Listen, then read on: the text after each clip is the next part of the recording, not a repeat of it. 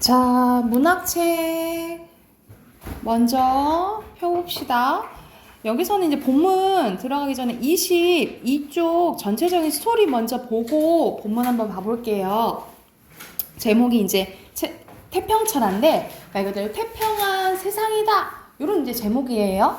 그런데 이건 좀 결과적으로 좀 얘기를 하면 사실 태평하지 않은데 태평하다라고 얘기를 하는 거거든요. 그래서 이제 제목에 반어적인 의미가 좀 담겨져 있는 소설이라고 생각을 하시면 됩니다. 그리고 시대는 일제강점기 때예요.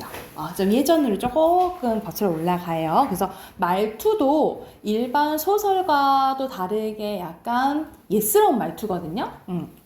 근데 그거 감안해서 보시면 되고, 자, 먼저 전체적인 스토리 한번 보고 본문 봐볼게요. 평민 출신의 대지주인 땅 부자인 거야. 윤직원 영감이 있는데 그는 인력거를 타고서 그 삭을 내지 않으려다 마음대로 깎고, 근데 되게 부자면서 짠돌인 사람이에요. 인색한 사람인 거예요. 버스비를 내지 않고 무임승차하며 어린 기생을 데리고 다니면서도 아무것도 사주지 않으려고 하는 등 지독한 구두쇠입니다. 이 윤직원 영감은 구한 말 화적패에게 아버지가 죽임을 당한 아픔이 있는데요. 이에 윤직원 영감은 일본인들이 화적패로부터 자신의 재산을 지켜준다고 오히려 고마워합니다. 또 그는 재산을 지키기 위해 양반을 사고 족보를 도금하고 가난한 양반 집에서 며느리를 드리는 한편 손자인 종수와 종학이 차차 군수와 경찰서장이 돼서 가문을 빛내주기를 바라고 있어요. 그래서 지금 이 손자들한테 거는 기대가 큰 거야. 자, 바로 윤직원 영감의 바로 아들 창식은 노름을 하여 가산을 탕진하고 손자 종수 또한 방탕한 생활로 많은 돈을 날리는데 며느리나 손자 며느리도 윤직원 영감에게 고분고분하지가 않으며 딸마저 시댁에서 소박을 맞고 와 살고 있습니다. 이에 윤직원 영감은 일본에서 유학 중인 손자 종학이만 유일한 희망으로 갖고 있었던 거야. 그러던 어느 날 윤직원 영감은 유일한 기대로 남아있던 손자 종학이 사회운동에 참여해서 사상관계로 경시적인 피감됐다라는 정보를 받고 충격에 휩싸이게 됩니다. 말 그대로 이제 척걸척걸하게 된 거지 그때. 그래서 윤직원 영감은 화적대도 없고 불화당 같은 수령도 없으며 순사가 보여준 이런 태평천하에 종학이 이러한 사상에 빠져서 불화당패 같은 사회운동을 한 것을 이해할 수 없다면서 분노하면서 이제 끝나는 이야기거든요. 그래서 이 내용을 한번 더 자세히 한번 봐볼게요. 24쪽입니다. 갈래 보면은 가족사 소설 풍자 소설이고요. 풍자란 뭐야? 약간의 비꼬면서 비판하는 거지, 그치? 그리고 시점은 전지적 작가 시점이고요. 배경은 1930년대 일제강점기입니다. 일찍이 윤직원 영감은 그의 소시적 윤두꺼비 시절에 두꺼비라는 이 별명을 가지고 있어요. 그리고 자기 부친 아버지 말대가리 윤용규가 이런 식으로 나이가 지긋한데 별명은 두꺼비에다가 막 말대가리 이렇게 나오지, 그치? 그래서 이 천박한 약간 별명을 말함으로써 풍자의 효과를 좀 높인다라고 보시면 돼요. 그러니까 읽는 이로 하여금 비판적으로 보게 한다 이 말이야. 화적의 손에 무참히 맞아 죽은 시체 옆에서 노적이 불탄을 하고 화강이 충천한 하늘 우러러 이놈의 세상 언제 망하려느냐. 집안이 막 이러니까 너무 힘든 거지. 우리만 빼고 어서 망해라. 막 이런 되게 이기적인 면모를 가지고 있어요. 하고 부르짖은 적이 있겠다요. 하고 끝나지, 그치? 이거는 약간 판소리적 옆에 쓸게 판소리적 문체다라고 보시면 돼요. 이미 반세기죠. 반세기는 거의 50년 전에. 그리고 그것은 당시에 나한테 불리한 세상에 대한 격분된 저주였고 겸하여 웅장한 투쟁의 선언이었습니다. 투쟁은 뭔가 이럴 때 저항하고 이럴 때 막 투쟁이라 하잖아, 그치? 근데 얘는 그냥 세상에 대한 불만인데 웅장한 투쟁이라고 약간 표현을 했네요. 이거는 약간 반어적인 표현으로 볼 수도 있고 약간 풍자적인 표현으로 볼 수 있다라고 보시면 돼요. 그렇게 해서 마음먹은 윤직원 영감은 과연 승리를 했다라는 거야. 진짜 그런 대로 그렇게 살았다라고 얘기를 한 거거든요. 그래서 이거는 서술자가 개입한 부분으로 봐요. 그래서 여기서 우리가 서술자가 개입한 것을 편집자적 논평이라고 합니다. 그래서 여기서 편집자적 논평이 쓰였다라고 써놓으시고, 식구들은 시아버지 윤지검 영감이 보기 싫은 건너방 고씨만 빼놓고 서울아씨, 태식이, 뒤채 두 동서 모두 안방에 모여 종수를 맞이하는 예를 표하고, 손자인 종수가 온 거야. 그들의 옹이 아래 윤지건 영감과 종수는 각기 아랫목과 뒷벽 앞으로 갈라앉았습니다. 마침 점심 밥상을 받을 참입니다. 너 경손애비 부디 정신 차리라 하고 종수한테 이제 윤지건 영감이 뭐라 하는 거야. 윤지건 영감이 종수더러 곰곰이 훈계를 한던 것입니다. 안 식구가 있는 데라 점잖게 경손애비라 불렀다 이 말이야. 정신을 차려야 할 것이 네가 암만 해도 네 아우 종합이만 못혀. 종합이는 그놈이 제주도에 있고 착실해서 너치를 허랑하지도 않고 그럴 뿐더러 내후년이면 대학교를 졸업하셨냐? 내후년이지? 네. 그렇지, 그래. 내후년이면 대학교 졸업하고 나와서 3년이나 다직 4년만 찌들어 나면은 그놈은 지가 목적헌, 그래 요즘엔 그 목적이란 말을 잘 쓰더구나. 응? 그 목적헌 경부가 되어가지고 그 다음엔 경찰서장이 된단 말이다. 응? 알겠어? 네. 그러니까로 너도 정신을 바짝 차려갖고서 어서 군수가 돼야 되지 않겠냐. 아, 동생놈은 버젓한 경찰서장인데 형놈은 개호 군속이 정도로 다니면 되겠냐? 더 높이 올라가야지. 이렇게 이제 잔소리를 하는 거야.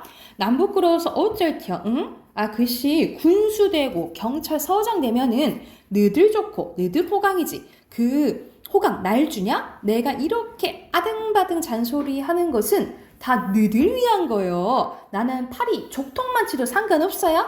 라고 얘기하지만 정말 상관 있는 것처럼 얘기를 하죠. 그쵸? 우리가 약간 이건 부모님 마음이랑은 조금은 다를 수도 있겠지만 부모님은 당연히 너네들 잘 되라고 하는 거지만 막 그렇게 말씀하실 수도 있잖아. 어른들이 본인의 이제 욕심에 내가 나 잘 되려고 하는 거냐? 너 잘 되라고 그러는 거지? 이런 말 하잖아요.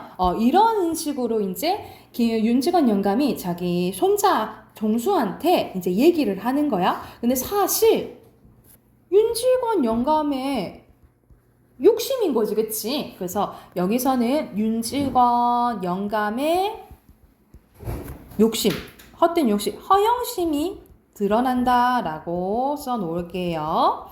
그놈 종아기는 참말로 쓰겄어. 그놈이 어려서부터 원원히 나를 자별하게 따르고 재주도 있고 착실하고 커서도 내 말 잘 듣고 내가 그놈 하나만 꼭 믿는다 꼭 믿어.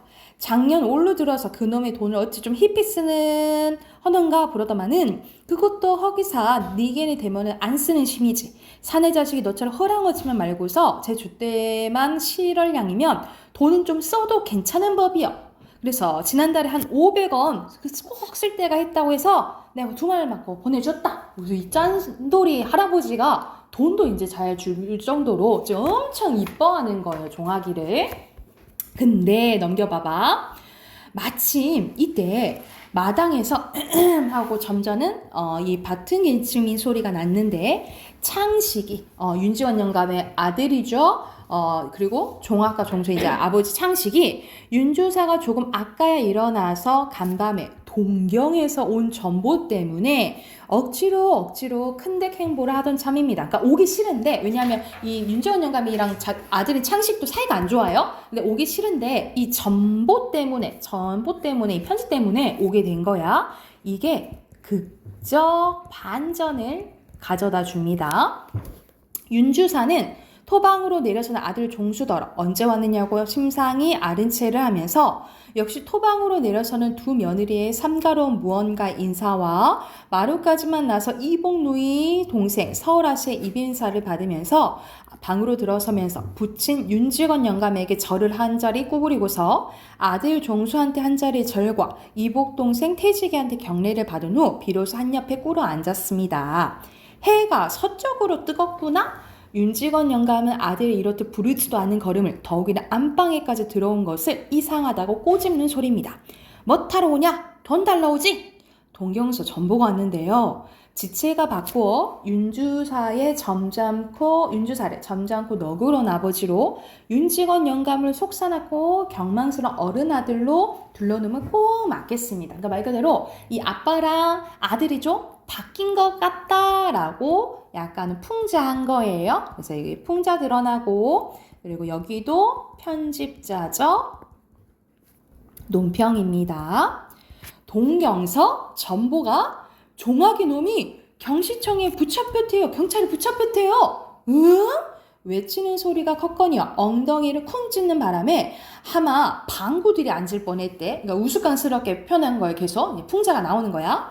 모여서 식구가 제각금 정도에 따라 제각기 놀란 것은 물론이고요. 윤직원 영감은 마치 묵직한 망치로 뒤통수를 얻어맞았냐. 정신이 멍해서 입을 벌리고 눈만 휘둥그랬지 한동안 말을 못하고 꼼짝도 않습니다.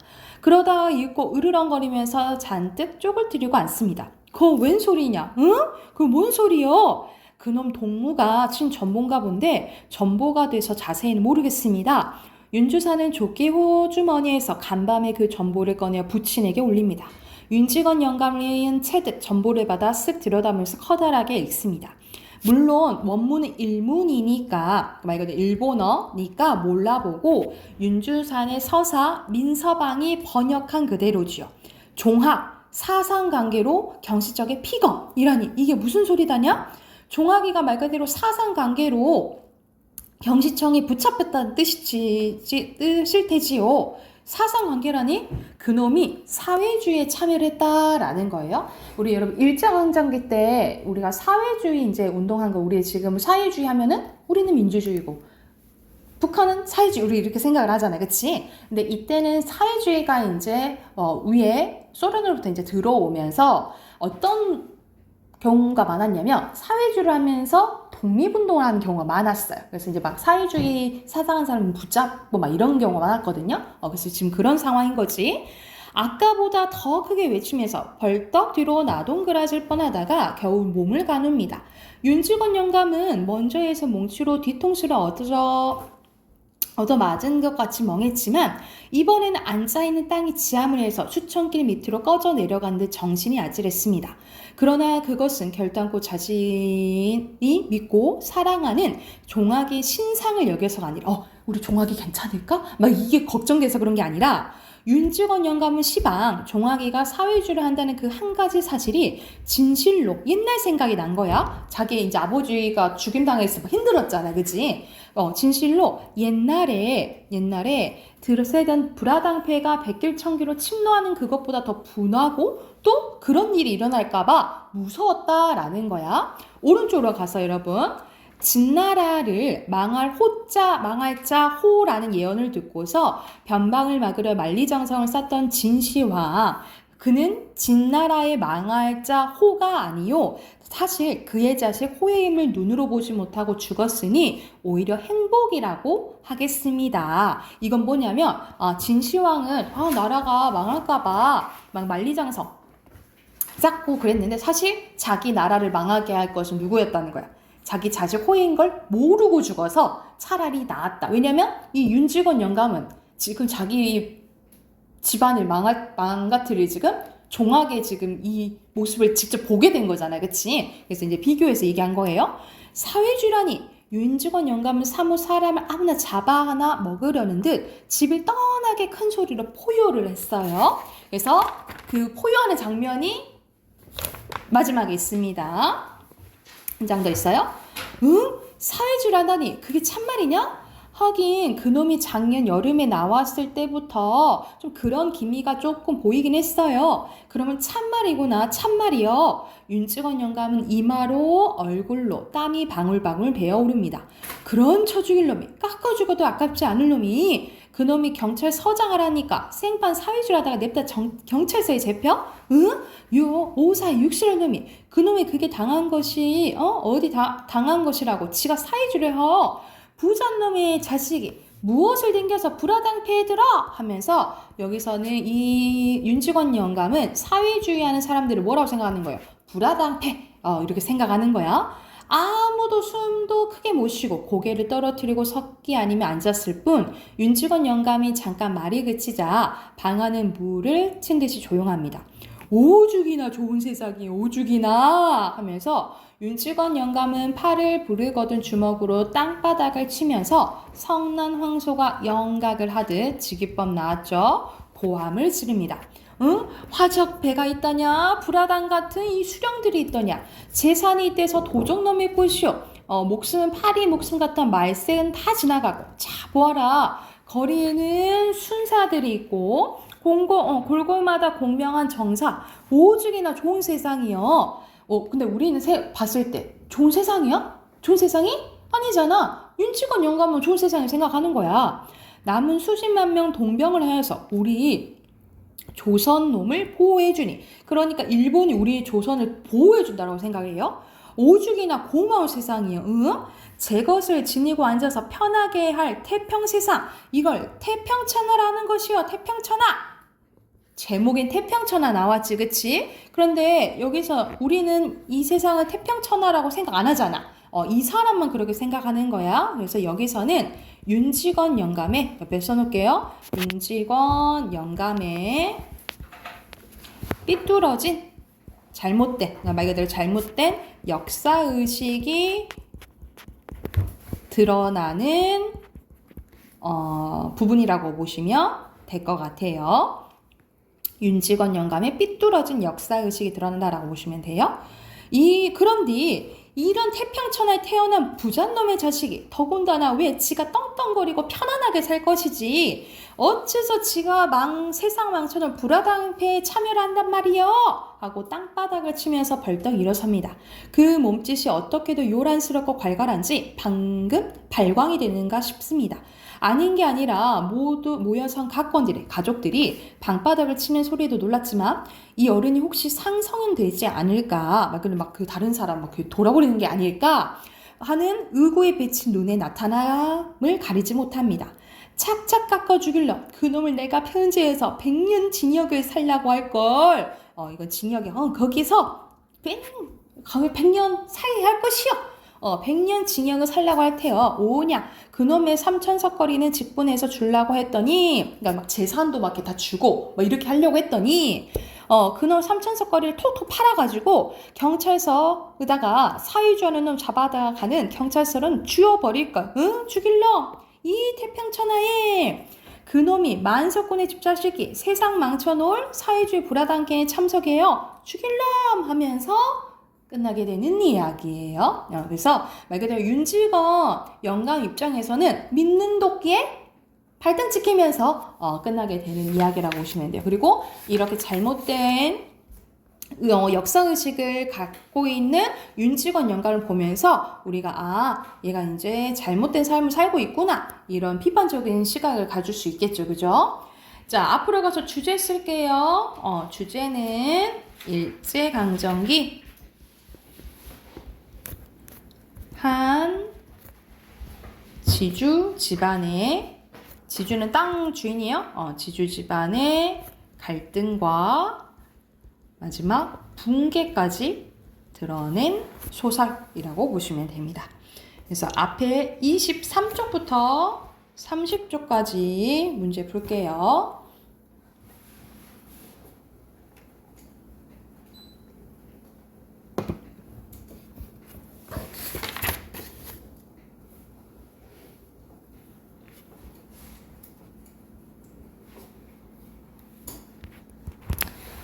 자, 23쪽 순서대로 여기서는 X 양반 주시 아니에요. 그 다음에 X 진짜 출제하는 거예요. O X고요. 자, 넘겨서 1번에 알맞지 않은 것은 이건 시점 뭐야? 전주 작가 시점이잖아. 그치? 1번에 알맞지 않은 거 4번이고요. 2번에 적절한 거 1번. 그래서 각각 군수와 경찰서장이 되기를 원하죠. 그리고 3번의 기억은 약간 편집자적 논평이라고 하고, 그리고 약간 판소리 사설 말투라고 했잖아요. 그쵸? 그래서 여기서 가장 적절한 것은 5번입니다. 뒤로 넘겨서 4번에 기억의 역할은 쌤이 극적 약간 반전을 나타내준다 했잖아요. 그치? 그리고 종합의 소식을 알려주는 거죠. 근데 이것 때문에 윤직원의 막 생각이 바뀌지는 않아. 그래서 태도가 변하는 건 맞지만 삶의 태도 아니죠? 3번이고요. 5번에 적절하지 않은 거. 자, 니은 윤주사에 대해서 나오는데 그 바로 일문이랑 읽지 못해서 누가 번역해줬다 그랬어? 민서방이 번역해줬다 했잖아요. 그쵸? 그래서 2번이고요. 그리고 6번의 디귿은 디귿 부분 어디 있죠? 해가 서쪽에서. 그래서 그만큼 평소에 안 하던 짓 했다 이 말이야. 5번입니다. 넘겨서 7번에 종학에 대한 윤직원 영감의 태도 변화는 1번이고요. 8번에 알맞지 않은 거 이렇게 짠돌이가 자기 재산 헌납하겠어? 아니잖아. 1번이고요. 그리고 9번에 적절한 것은 여기서는 전지적 작가 시점이니까 예를 들어서 서술자랑 인물이랑 뭐 독자가 있다면 자 서술자가 독자에게 인물에 대해서 다 알려주는 거거든요. 그래서 서술자랑 인물이랑 또 서술자랑 독자는 가까워요. 근데 인물에 대해서 서술자가 다 얘기하니까 독자가 여러분 인물에 대해서 궁금해할 것 같아? 안 궁금할 것 같아? 안 궁금해하겠지. 다 얘기해주니까. 그럴 때는 거리가 멀다라고 봐요. 그래서 여기서는 그럼 몇 번이겠어? 서술자가 다 얘기해주잖아. 그럼 몇 번?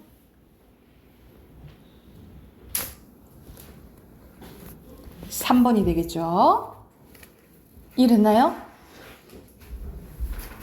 됐어요? 넘어가 되겠어요? 뒤로 넘겨서 빈칸 넣어봅시다.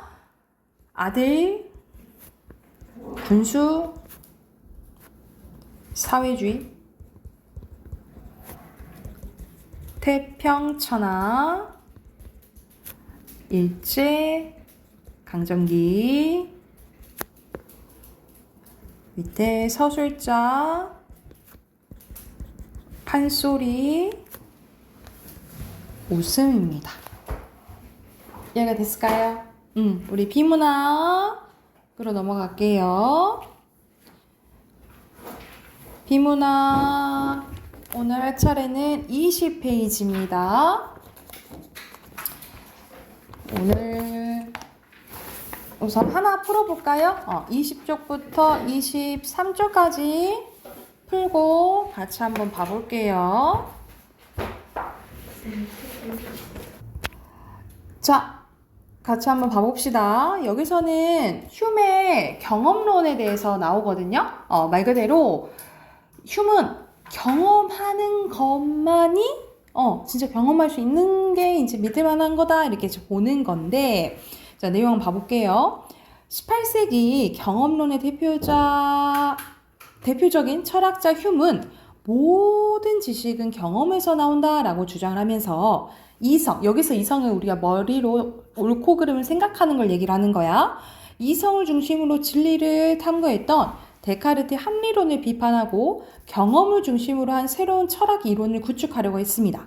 그러나 지나치게 경험만을 중시한 나머지 그는 과학적 탐구 방식 및 진리를 인식하는 문제에 대해서도 비판하기 이른데 그 결과 휴문 서양 근대 철학자에서 극단적인 회의주의자라고 평가받습니다. 말 그대로 회의주의자는 우리 부정적으로 생각하는 거거든요.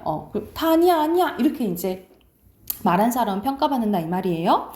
휴문 지식의 근원을 경험으로 보고 이를 인상과 관념으로 구분해 설명했는데 인상은 오감을 통해 얻을 수 있는 감각이나 감정 등을 말하고 관념은 우리가 떠올리는 걸 얘기를 합니다. 그래서 가령 우리가 소금의 짠맛을 느끼는 건 인상이고 짠맛을 떠올리는 것은 관념이다 이 말이야. 또 인상은 단순 인상과 복합 인상으로 나뉘는데 단순 인상은 단일 감각, 하나의 감각을 통해서 얻은 인상을, 복합 인상은 단순 인상들을 결합되는 것을 의미하는데요. 따라서 짜다는 단순 인상에 짜다와 희다를 단순 인상들이 결합된 소금의 전체적인 인상을 복합 인상에 이제 해당된다라고 보는 거죠. 그리고 단순 인상을 통해서 형성되는 관념을 단순관념, 복합 인상을 통해서 형성되는 관념을 복합관념이라고 합니다. 휴은 단순 인상이 없다면 단순 관념이 존재하지 않는다라고 봤거든요. 인상이 있어야 관념이 있다라고 본 거야. 그런데 황금 소금은 현실에 존재하지 않기 때문에 그 자체에 대한 복합 인상은 없지만 황금, 소금 우리 각각 떠올릴 수 있죠. 그래서 복합관념은 존재할 수 있다라고 본 거예요. 따라서 복합관념은 복합 인상이 없더라도 존재할 수 있는 거예요. 하지만 휴은 황금 소금처럼 인상이 없는 관념은 과학적 지식이 될 수 있다 없다? 될 수 없다라고 본 거야. 휴은 과학적 탐구 방식으로서의 인과관계에 대해서도 비판적인 태도를 보였는데 그는 인과, 원인과 결과관계잖아. 그치? 이 인과관계란 시공간으로 인접한 붙어있는 두 사건이 반복해서 발생될 때 갖는 관찰자의 그냥 습관적인 기대에 불과하다라고 말하는데 예를 들어서 우리가 까마귀가 나니까 배가 떨어진다 라는 속담 있잖아. 그러니까 그 우연히 말할 때 우연의 상황일 때 이 속담을 쓰는 거죠. 이것처럼 인과관계는 필연적인 관계임을 확인할 수 없다라는 거야. 그는 까마귀가 날아오는 사건과 배가 떨어진 사건을 관찰할 수 있지만 까마귀가 날아오는 사건이 배가 떨어진 사건을 야기했다라는 생각은 추측일 뿐 두 사건의 인과적인 것은 관찰할 수 없다라고 본 거예요. 증명할 수 없는 거지, 그치? 결국 인과관계란 시공간으로 인접한 두 사건에 대한 주관적인 판단에 불과하므로 이런 방법을 통해서 얻은 과학적 지식이 필연적이라는 생각은 적합하지 않다라고 본 거예요. 또한 휴은 진리를 알 수 있는가의 문제에 대해서 회의적인 태도를 보였는데 전통적인 진리관에서는 진술 내용이 사실과 일치하면 그건 진리야, 변하지 않는 진리야 이렇게 판단했다 이 말이야. 하지만 휴은 진술 내용이 사실과 일치하는지 여부를 판단할 수 없다라고 봤는데 왜? 예를 들어서 소금은 짜다라는 진술이 있어. 소금이 짜다 하면 진짜 소금 대상이 짜야 돼. 그런데 휴은 어떻게 생각했냐면 소금은 우리가 맛봤을 때 감각으로 느껴졌을 때 짜게 느껴지는 거지 소금 자체가 짠지는 알아 몰라 모른다라고 본 거예요. 그래서 이런 것들을 통해서 얻은 과학적 지식이라 하더라도 진리 여부를 확인할 수 없다라는 게 휴의 입장인 거야. 이처럼 휴은 경험론적 입장을 철저하게 고수한 나머지 과학적 지식조차 회의적으로 바라봤다는 점에서 비판을 받기도 했어요. 하지만 그는 그 이성만 중시했던 그때 당시에 되게 새로운 관점을 열었다라는 내용입니다. 그러면 1번 내용 일치 문제네요. 알맞지 않은 것은?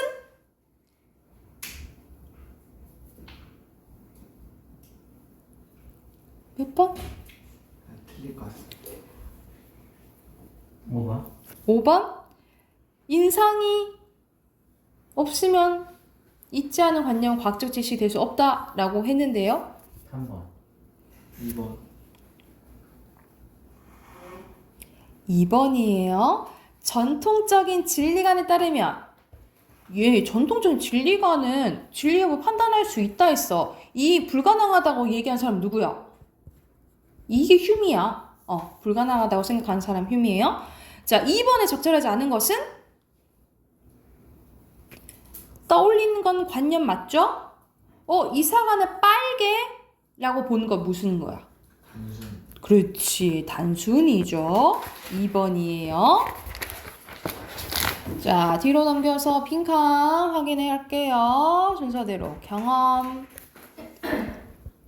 철학, 그 다음에 경험, 인상, 관념, 그 다음에 인과관계, 진리, 근대 철학. 그리고 밑에는 OX인데 O, X 성립할 수 없다 했어요. 그 다음에 O, 인상이 있어야 떠올 수 있겠지. 감각적으로 느껴야지. X예요.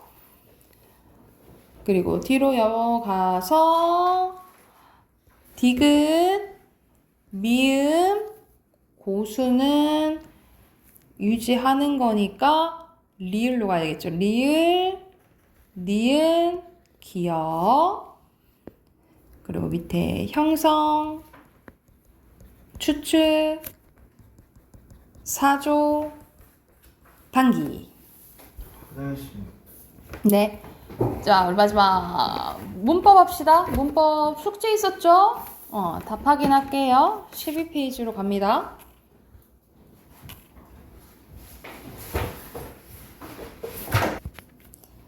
8번이네. 8번에 알맞은 거 몇 번이에요? 아이고, 이건 바로 대답해야지. 3번. 3번. 9번의 의문에 대한 설명으로 알맞지 않은 것은? 종알 몇 번이야?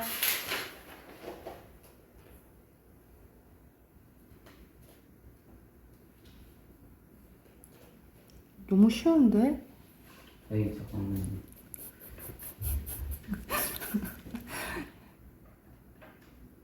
1번? 1번이죠. 10번에 여기서는 디귿, 키읔, 우, 아. 기역, 리을이잖아요. 그쵸? 이거는 하나씩 다 다른 거죠. 그죠? 그래서 여기서 알맞은 것은 1번이고요. 11번에 이찬 뭐지? 5번. 땡. 어. 하나, 둘, 셋, 넷, 5개잖아요. 3번. 하나, 둘, 셋, 이게 4개죠? 3번이고요. 12번에 의문 개수가 4개인 것은 3번. 3번. 13번에 알맞지 않은 것은 5번. 는 맞아요. 맞아요. 쌤 몇 번? 1번. 그치, 1번이에요. 그리고 14번에 알맞게 분석한 거네. 3번. 3번. 15번에 4번. 4번이고요. 16번에 이건 소리의 길이네. 그치? 알맞지 않은 것은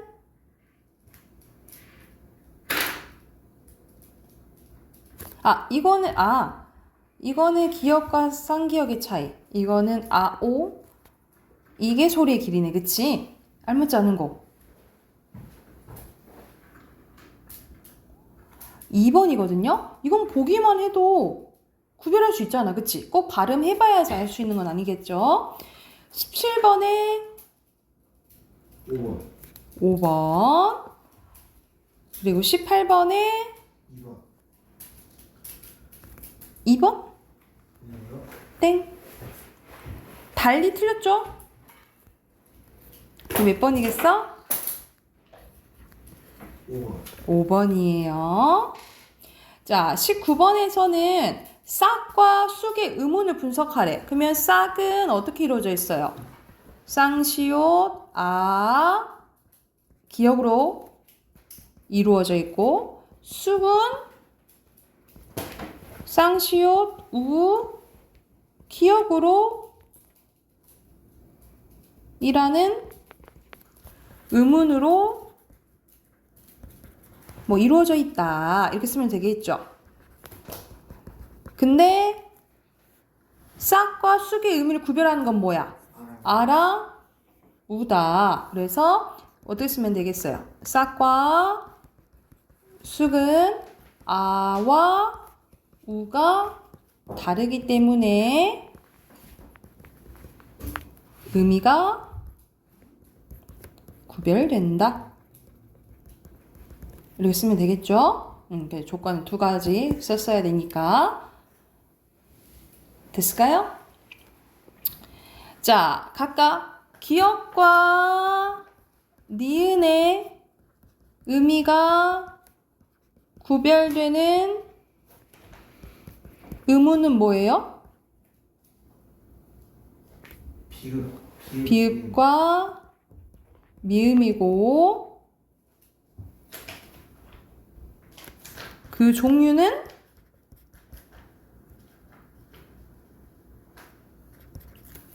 비읍과 미음은 무슨 종류예요? 음은 종류가. 오. 이 모음이에요? 자음. 자음. 자음은 어떤 음운이에요? 분자음. 그치. 분절 음운에 속한다. 뭐 이렇게 쓰면 되고. 두 번째, 니은과 디귿의 의미가 구별되는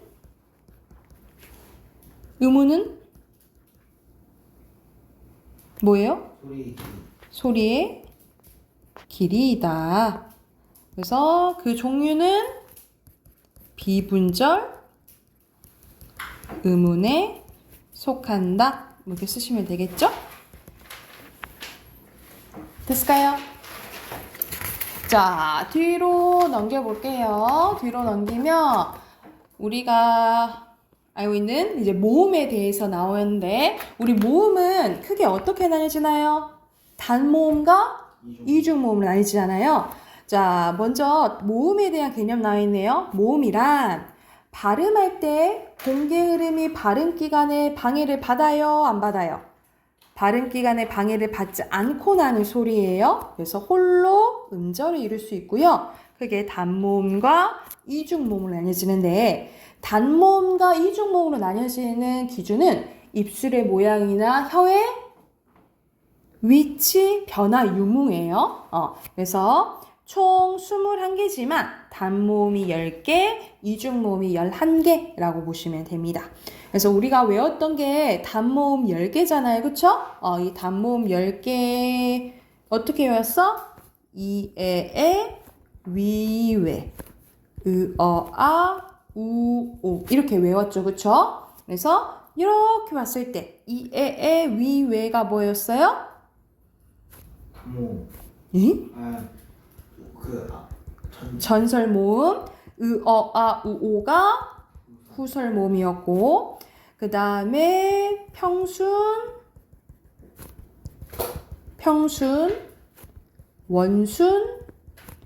원순이었어요. 그쵸? 그런 다음에 고, 중, 적. 표 이렇게 외웠지, 그치? 그래서 어떻게 외우면 돼요? 이, 에, 위, 웨, 아, 우, 오 외웠었죠? 그래서 그 기준이 총 3가지인데, 여기서는, 여기 봐봐. 단모음의 뜻부터 발음하는 동안 입술의 모양이나 혀의 위치가 변화가 없는 모음이에요. 그래서 나누는 기준이 크게 3가지인데, 혀의 최고점 위치에 따라서 전설모음, 후설모음, 입술 모양에 따라서 평순모음, 원순모음이죠. 그리고 혀의 높낮이에 따라서 고, 중, 적 기억해 두시면 되고, 오른쪽에 가볼게. 오른쪽에는 이중모음이죠. 이중모음은 발음하는 동안 입술 모양이나 혀의 위치가 달라진, 변하는 모음이에요. 그래서 여기 여러분 밑줄. 반모음과 단모음의 결합으로 뭐가 되는 거야? 이중모음이 된다라고 보시면 돼요. 뭐가 합쳐져서? 반모음과 단모음이 결합해서 이중모음이 되는 거예요. 여러분, 반모음은 뭐냐면 혼자 발음할 수 없는 짧은 모음을 반모음이라고 하거든요. 그래서 반모음에는 2가지가 있어. 2가지가 뭐냐면 2계열과 5우계열이 있어요. 그래서 2계열과 5우계열이 있는데, 이 2랑 합쳐진 게 야예, 여예, 요유이고, 5우계열랑 합쳐진 게 와외, 워외라고 생각하시면 돼요. 그래서 크게 여기 오른쪽으로 나와 있지. 2계열, 그 다음에 5우계열, 이렇게 2가지가 있다라고 보시면 돼요. 그래서 혼자 발음할 수 없는 모음을 뭘 한다고? 반모음이라고 하고, 이 반모음이랑 단모음이 합쳐져서 뭐가 되는 거예요? 이중모. 이중몸이 된다라고 생각하시면 돼요. 이해됐을까요? 자, 오늘 한 게 모음이에요. 해당하는 문제 여러분 14페이지부터 뒤로 넘기면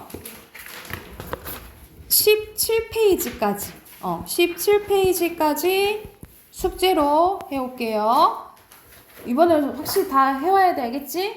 그리고 단어는 15강 외워오시면 됩니다. 여기까지 할게요. 다음 주에 봅시다. 책 다 잘 챙겨 오시고.